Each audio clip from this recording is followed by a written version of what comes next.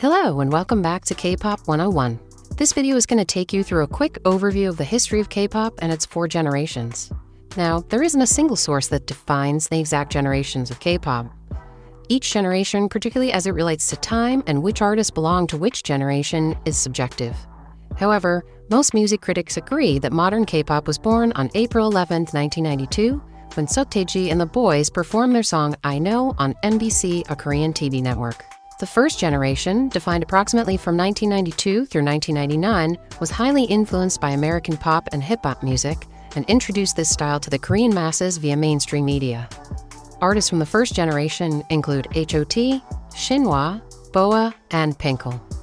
The second generation of K-pop, roughly from 2000 to 2009, began to develop its own sound and style, including complex choreographies and a formalized training system. During this time, YouTube launched in 2005 and allowed Western viewers to start to see and learn about K-pop more efficiently. Survival shows also began to grow in popularity, which assembled idol groups and showcased their journey before their debut. Artists from the second generation include Wonder Girls, Big Bang, Girls' Generation, Super Junior, and SHINee. The third generation, approximately from 2010 to 2017, continued its international expansion with the ubiquity of social media, particularly as BTS and its ARMY began to gain global popularity and scale. Music and visuals continued to evolve with more elaborate music videos, complicated choreography, and the creation of universes and stories for groups. The themes and production of the music and related content also became more experimental and diverse.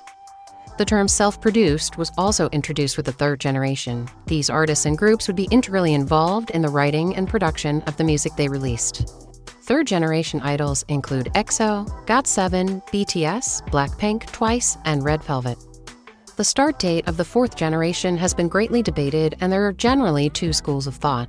The first is based on the idea that K-pop started to become global around 2017 when BTS first performed on the American Music Awards and started to garner worldwide recognition.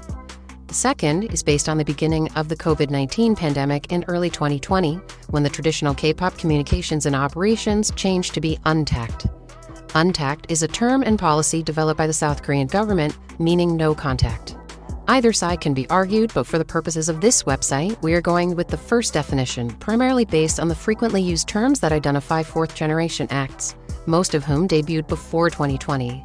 For example, Yeonjun from TXT, who debuted in March 2019, and Hyunjin from Stray Kids, who debuted in March 2018, have frequently been called the fourth-generation IT Boys.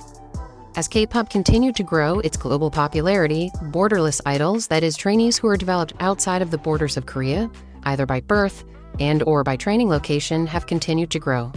With the COVID-19 pandemic, idols were able to interact with their fans internationally through technology like virtual meet and greets, fan meetings, and live-streamed concerts.